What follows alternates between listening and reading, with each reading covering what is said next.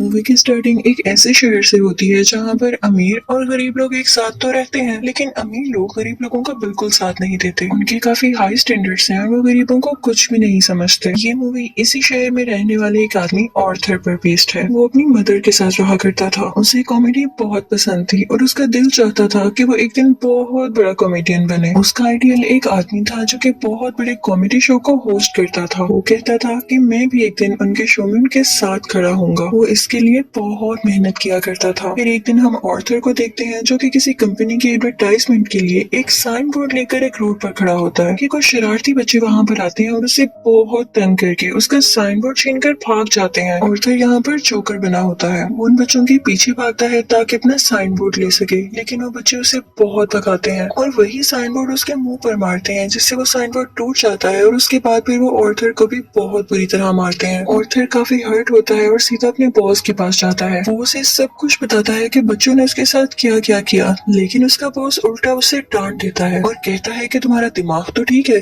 बच्चे ऐसी हरकत कैसे कर सकते हैं। बॉस उससे कहता है कि मैं तुम्हें तुम्हारी सैलरी भी नहीं दूंगा। ऑर्थर में कॉन्फिडेंस की बहुत कमी होती है, इसलिए वो यहाँ पर खुद के बारे में कुछ बोल ही नहीं पाता। वो वहाँ से काफी उदास होकर बाहर आ जाता है और सोचता है कि क्या मैं इतना बुरा हूँ कि कोई भी मेरी बात का यकीन ही नहीं करता। वो अपने घर आता है और डांस करने लगता है। यहाँ पे हम देखते हैं कि उसकी बॉडी काफी वीक होती है। अगले दिन ऑर्थर अपने कोलीग से मिलता है और उसे उन बच्चों के बारे में बताता है। उसका कोलीग उसे कहता है कि ये तो बहुत गलत हुआ, तुम्हें अपनी हिफाजत करनी चाहिए थी यार। और इसी के साथ वो उसे गन देता है और कहता है कि इसे अपने पास रख लो, ये मुश्किल वक्त में तुम्हारे काम आएगी। ऑर्थर ये लेने से इनकार करता है, लेकिन वो आदमी जबरदस्ती उसे गन दे देता है और फिर ऑर्थर अपने घर के लिए निकल पड़ता है। वो बस में होता है तो उसके सामने एक बच्चा भी बैठा होता है। वो उसे हंसाने की कोशिश करने लगता है और वो बच्चा जोर जोर से हंसने लगता है, जिस पर उस बच्चे की मदर को गुस्सा आ जाता है और वो ऑर्थर से कहती है कि हटो, परेशान मत करो हमें। लेकिन इस बात पर ऑर्थर हंसने लगता है। इनफैक्ट हमें बताया जाता है कि ऑर्थर को कोई सीरियस साइकोलॉजिकल इशू होता है और वो अपनी हंसी को कंट्रोल ही नहीं कर पाता। उसे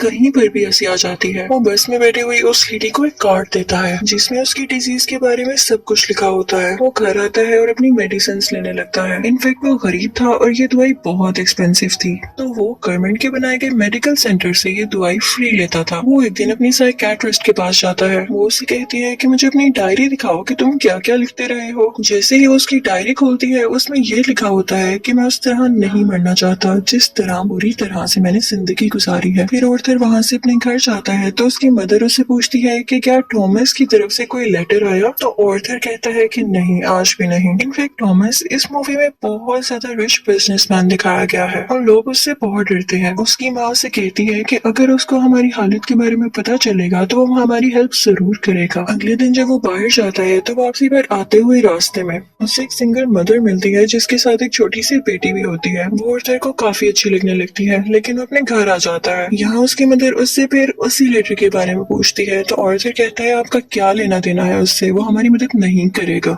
अगले दिन हम देखते हैं कि वो सिंगल लड़की ऑर्थर के घर पर आती है। वो उससे कहती है कि मैं कुछ टाइम से नोट कर रही हूँ कि तुम मेरा पीछा कर रहे हो, जिस पर ऑर्थर उसे कहता है कि हाँ, मुझे तुम अच्छी लगी हो। तो इस पर वो लड़की हंसने लगती है और जल्दी उन दोनों में दोस्ती हो जाती है। ऑर्थर को एक और जगह से जोकर की ऑफर आती है। वो एक चिल्ड्रन हॉस्पिटल होता है और जब ऑर्थर वहाँ पर जाकर डांस कर रहा होता है तो उसकी पॉकेट से वही गन बाहर आकर गिरती है। सब बच्चे डर जाते हैं और स्टाफ हैरान होता है कि इसके पास गन क्या कर रही है। ये बात फैलती है और उसे इस जॉब से भी निकाल दिया जाता है। वो अपने बॉस को कॉल करता है कि ये तो सिर्फ एक टॉय गन है, तो उसका बॉस उसे कहता है कि झूठ मत बोलो, मुझे तुम्हारे कॉलीग ने सब कुछ बता दिया है कि तुमने खुद उससे गन ली। यहाँ पर ऑर्थर का दिल दोबारा से बहुत दुखता है कि उसके कॉलीग ने तो उसे जबरदस्ती ये गन दी थी। फिर हम देखते हैं कि ऑर्थर ट्रेन में घर जा रहा होता है और वहाँ पर 3 बिजनेसमैन भी होते हैं जो कि थॉमस वेन के ही आदमी थे। वो ट्रेन में बैठी हुई एक लड़की को छेड़ रहे होते हैं।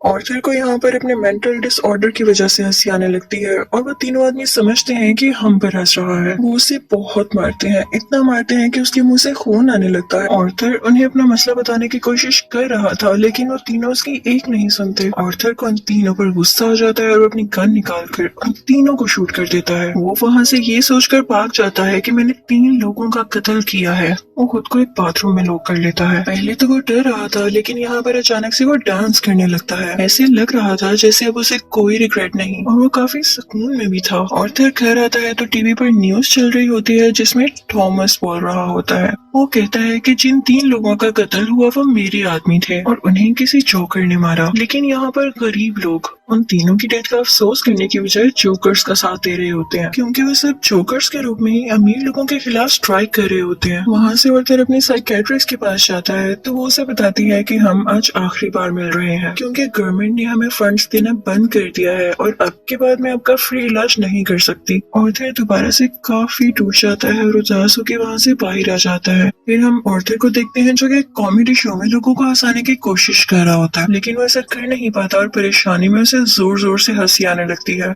इस वजह से उसका शो खराब हो जाता है और वो घर आ जाता है। घर आने पर उसकी मॉम उसे कहती है कि बेटा ये लेटर टॉमस के लिए पोस्ट कर दो। ऑर्थर जब ये पढ़ता है तो उसे अपनी आंखों पर यकीन ही नहीं आता। वो अपनी मदर के पास जाता है और कहता है आपने मुझसे सब कुछ क्यों छुपाया। उसकी माँ उसे बताती है कि बेटा मैंने ये जानकर नहीं किया। इनफैक्ट टॉमस और मैं एक दूसरे को पसंद करते थे और इवन शादी भी करना चाहते थे, लेकिन मैं बहुत गरीब थी और वो बहुत अमीर, तो हम सोसाइटी की वजह से शादी नहीं कर सके। ऑर्थर अपने बाप से मिलने के लिए निकल पड़ता है। जब वो वहाँ पर पहुँचता है तो उसके घर के गेट के पीछे टॉमस का अपना बेटा खड़ा होता है। ऑर्थर उसके सामने बच्चों जैसी हरकतें करने लगता है और उसे भी हंसाने की कोशिश करता है, लेकिन तभी वहाँ पर टॉमस का बटलर आ जाता है। वो उस बच्चे से कहता है कि स्ट्रेंजर से बात नहीं करते और ऑर्थर को वहाँ से जाने के लिए कहता है। ऑर्थर उससे कहता है कि मैं सच्चाई से पर्दा हटा कर ही जाऊंगा। मेरी माँ ने टॉमस के यहाँ 30 साल काम किया और वो दोनों एक दूसरे को पसंद भी करते थे और मैं किसी और का नहीं टॉमस का ही बेटा हूँ। जिस पर बटलर उसे कहता है कि तुम भी पागल हो और तुम्हारी माँ भी पागल है। उसने ये स्टोरी अपने पास से बनाई है, उसका टॉमस से कोई लेना देना नहीं है। ये सुनकर ऑर्थर को काफी बुरा लगता है और वो वहाँ से चला जाता है। ऑर्थर जब घर जाता है तो उसे पता चलता है उसकी मॉम को कोई अटैक हुआ है और उन्हें हॉस्पिटल शिफ्ट किया जाता है। ऑर्थर जब बाहर बैठा होता है तो उसके पास 2 पुलिस ऑफिसर्स आते हैं। वो उससे पूछते हैं कि ट्रेन में उस दिन जो 3 आदमी मरे क्या तुम उनको जानते हो। तो ऑर्थर आगे से कहता है नहीं, मुझे क्या पता होगा। उसे पता चलता है कि इन पुलिस ऑफिसर्स ने उसकी माँ से भी सेम क्वेश्चन किया था, जिसकी वजह से उसकी मॉम को अटैक हुआ। वो अंदर अपनी माँ के पास आ जाता है और वहीं पर वो सिंगल मदर भी होती है कि तभी टीवी पर एक न्यूज चलती है और उस पर ऑर्थर का वही फेवरेट टीवी होस्ट होता है, वही कॉमेडियन जिसे ऑर्थर बहुत पसंद किया करता था। वो काफी शौक से उसका शो देखने लगता है, लेकिन देखते ही देखते उसे अपना चेहरा टीवी स्क्रीन पर दिखाया जाता है। बेसिकली ऑर्थर का फेवरेट कॉमेडियन उसका मजाक उड़ा रहा होता है। जब ऑर्थर को एक कॉमेडी शो में हंसी आ गई थी, ये देखकर ऑर्थर काफी टूट जाता है कि मेरा आइडियल मेरा मजाक उड़ा रहा है, इससे तो मुझे इंस्पिरेशन मिली थी। उसे सब चीज पर यकीन ही नहीं आ रहा होता। टॉमस घर आता है तो न्यूज चल रही होती है कि शहर के हालात काफी खराब हो गए हैं। गरीब लोग जोकर्स का मास्क पहने सड़कों पर निकल आए हैं और अमीर लोगों के खिलाफ स्ट्राइक कर रहे हैं। इन लोगों में बहुत दुश्मनी बढ़ गई है और ये सारे के सारे टॉमस के खिलाफ हैं। ऑर्थर देखकर काफी खुश होता है कि वो सब के सब लोग जोकर बने हुए थे, यानी क्लाउन्स बने हुए थे। उसे लगता है कि पहली बार उसकी जॉब की या उसकी किसी ने तारीफ की हो। अब जहाँ पर वो गरीब लोग स्ट्राइक कर रहे थे वो एक थिएटर था। उस थिएटर के अंदर अमीर लोग एक मूवी देख रहे थे और वहाँ पर थॉमस भी था। उस स्ट्राइक को रोकने के लिए पुलिस वहाँ पर आ जाती है और उन्हें मना करती है। हर तरफ हलचल मच जाती है और इस चीज का फायदा उठाते हुए ऑर्थर उस थिएटर के अंदर चला जाता है। वो थिएटर के वॉशरूम में जाता है जहाँ पर थॉमस भी आया था।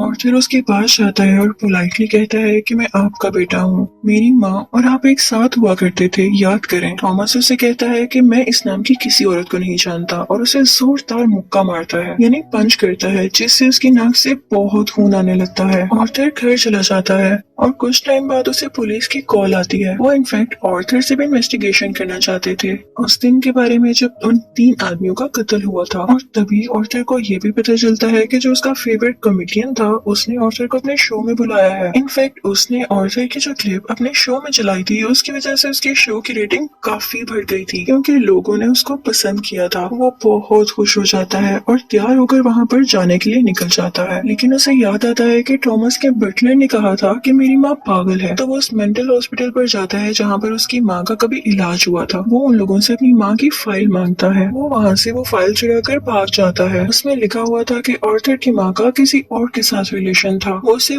बहुत ज्यादा फिजिकली अब्यूज किया करता था, मारा करता था। और इसी दौरान आर्थर के सर पर भी चोट आई थी जिसकी वजह से वो आज इस डिजीज का शिकार है। वो वहाँ से सीधा अपनी दोस्त यानी उसी सिंगल मदर के पास जाता है, लेकिन हमें यहाँ पर पता चलता है कि वो तो थी ही नहीं, वो असल में सिर्फ और सिर्फ उसकी इमेजिनेशन में थी और उसको उसके विजन्स आया करते थे। आर्थर अपने माँ की चोट की वजह से काफी परेशान होता है। वो हॉस्पिटल जाता है और पिलो से अपनी माँ को मार देता है। घर आकर देखता है तो उसे एक पिक्चर मिलती है जिसके पीछे लिखा हुआ था कि मुझे तुम्हारी स्माइल बहुत पसंद है, जो कि थॉमस ने लिखा था और ये पिक्चर उसकी मदर की थी। यहाँ उसे एहसास होता है कि उसकी माँ झूठ नहीं बोल रही थी। वो अपना जोकर का मेकअप करने लगता है और यहाँ पर वो काफी दुखी होता है और उसे कुछ समझ नहीं आ रहा होता कि उसके आसपास क्या हो रहा है। तभी वहाँ पर उसका वही कोलीग आ जाता है और वो कहता है कि जो उस दिन ट्रेन में 3 कत्ल हुए और रिसेंटली तुम्हारी माँ का भी कत्ल हुआ, मैं उसके बारे में कुछ पूछना चाहता हूँ। आर्थर को लगता है कि ये लोग फिर से मेरा जीना हराम करने आए हैं और वो यहाँ पर अपने कोलीग को पूरी तरह से मार देता है। अब इसके बाद आर्थर तैयार होता है और अपने जोकर का फुल कॉस्ट्यूम पहन लेता है। वो अब अपने फेवरेट कॉमेडियन के शो में जाने की तैयारी कर रहा था। वो बहुत खुश होता है और रास्ते में डांस करता हुआ जा रहा होता है। वहीं पर वो दोनों पुलिस ऑफिसर्स भी आ जाते हैं जो उससे ट्रेन में हुए हादसे के बारे में इन्वेस्टिगेशन कर रहे थे। पर आर्थर वहाँ से भाग आता है और भागते भागते एक ट्रेन में घुस आता है। उस ट्रेन में और भी बहुत सारे लोग ऐसे थे जिन्होंने जोकर का कॉस्ट्यूम पहना था। पुलिस इतने सारे लोगों में उसको ढूंढ ही नहीं पाती, तो इसी बात का फायदा उठाते हुए वहाँ से बाहर आ जाता है और अपने फेवरेट कॉमेडियन के शो की तरफ जाता है। वो जब उसके सामने जाता है तो वो उससे पूछता है कि क्या तुम भी जोकर बने हो, क्या तुम भी अमीरों के खिलाफ प्रोटेस्ट कर रहे हो। और फिर उसे रिक्वेस्ट करता है कि आप लोगों को मेरे बारे में कुछ ना बताइएगा सिवाय इसके कि मैं एक ऑर्डिनरी जोकर हूँ।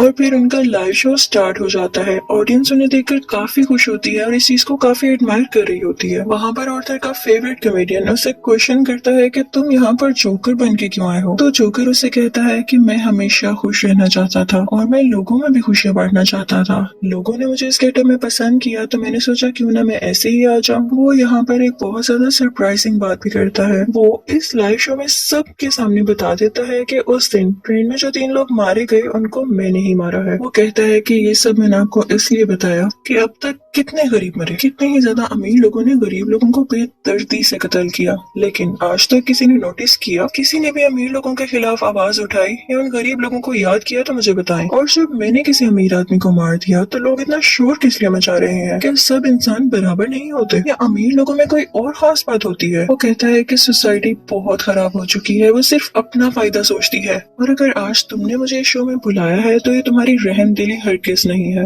तुम्हारे शो की रेटिंग मेरी वजह से बढ़ रही थी इसलिए तुमने ऐसा किया। लेकिन आर्थर का जो फेवरेट कॉमेडियन होता है वो कहता है ऐसी बात हरगिज नहीं है। आर्थर को गुस्सा आ जाता है कि तुम अभी भी झूठ बोल रहे हो और इसी के साथ अपनी गन बाहर निकालता है और उसे सबके सामने शूट कर देता है। लोग काफी घबरा जाते हैं और वहाँ से बाहर निकलने लगते हैं, लेकिन आर्थर को हम यहाँ पर काफी कॉन्फिडेंट देखते हैं। वो किसी से नहीं डरा होता। पुलिस इस बात पर जोकर यानी आर्थर को अरेस्ट कर लेती है और अपनी गाड़ी में बिठाकर उसे वहाँ से दूर ले जाने लगती है। लेकिन आर्थर रास्ते में देखता है कि उसके बहुत सारे सपोर्टर्स हैं जो उसे सपोर्ट कर रहे हैं। उनमें से कुछ लोग एक एम्बुलेंस में बैठते हैं और उसकी ज्यादा सारी स्पीड करके उस पुलिस कार के साथ टक्कर कर देते हैं, जिसकी वजह से वो पुलिस कार उल्ट जाती है और अब जोकर बाहर आ गया था। वो उन सब लोगों में शामिल हो जाता है और उसी कार के ऊपर आकर खड़ा हो जाता है। सब लोग उसे यहाँ पर देख पा रहे थे और उसे चीयर कर रहे थे। उसके मुंह और नाक से काफी खून आ रहा था, लेकिन वो उसी खून से अपनी स्माइल बना लेता है और हाथ फैलाकर जोर जोर से हंसने लगता है। ये इनफैक्ट एक ऐसी स्माइल थी जिसके पीछे गम, तकलीफ और दुख छुपा हुआ था। वो अब उन सब लोगों का हीरो बन चुका था और वो यहाँ पे काफी खुश था कि लोग फाइनली अब उसे तारीफ कर रहे थे, उसे अप्रिशिएट कर रहे थे। दूसरी तरफ हम थॉमस को देखते हैं जो कि अपनी प्रेजेंट वाइफ और अपने बेटे के साथ ये शहर छोड़कर जा रहा होता है, लेकिन तभी साइड पे खड़ा एक जोकर उन लोगों को शूट कर देता है, लेकिन वो उनके बेटे को कुछ नहीं कहता। फिर सीन चेंज होता है और हमें आर्थर यानी जोकर एक साइकियाट्रिस्ट के पास दिखाया जाता है। वो वहाँ पर भी हंस रहा होता है, तो वो साइकियाट्रिस्ट उससे कहती है कि तुम बिला वजह क्यों हंसते रहते हो। तो आर्थर उससे कहता है कि आप इस फीलिंग को कभी नहीं समझ पाएंगी, और ये कहकर वो वहाँ से बाहर आ जाता है। उसके जूतों के नीचे खून लगा हुआ था, जिससे ये जाहिर होता है कि एक अच्छा इंसान कैसे किसी कातिल में बदल गया। और इस मूवी से हमें ये लेसन भी मिलता है कि जब किसी के साथ बुरा किया जाए तो वो बुरा ना भी हो तो एक ना एक दिन बुरा बन ही जाता है। उसे इतनी अजियत दी गई, इतना टॉर्चर किया गया कि उसके अंदर से वो फीलिंग्स ही खत्म हो गई और अब वो अपनी लाइफ से बिल्कुल सेटिस्फाई था। और इसी के साथ ये मूवी भी एंड हो जाती है। आई होप आपको ये मूवी अच्छी लगी होगी। Thank you for watching.